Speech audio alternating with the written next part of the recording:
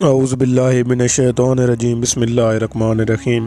ہم اپنے تمام ناظرین کو خوش آمدید کہتے ہیں اپنی یوٹیوب چینل وظائف اور اسلام پہ۔ ناظرین، آج کا ایک مختصر واقعہ ہے جنگ یرموک کا ایک واقعہ۔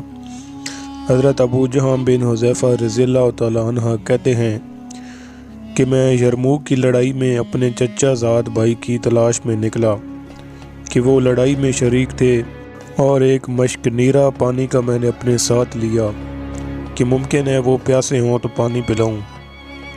اتفاق سے وہ ایک جگہ اس حالت میں پڑے ہوئے تھے کہ دم توڑ رہے تھے اور جان کنی شروع تھی۔ میں نے کہا پانی کا گھونٹ دوں؟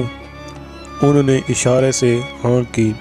اتنے میں دوسرے صاحب نے، جو قریب ہی پڑے تھے اور مرنے کے قریب تھے، آ کی۔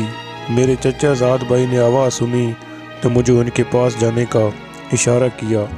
میں ان کے پاس پانی لے کر گیا۔ وہ ہشام بن ابی العاص تھے۔ ان کے پاس پہنچا ہی تھا کہ ان کے قریب اسی حالت میں ایک تیسرے صاحب دم توڑ رہے تھے۔ انہوں نے آہ کی۔ ہشام نے مجھے ان کے پاس جانے کا اشارہ کر دیا۔ میں ان کے پاس پانی لے کر پہنچا تو ان کا دم نکل چکا تھا۔ میں ہشام کے پاس آیا تو وہ بھی جاں بحق ہو چکے تھے۔ ان کے پاس سے اپنے بھائی کے پاس لوٹا تو اتنے میں وہ بھی اس دنیا سے رخصت ہو چکے تھے۔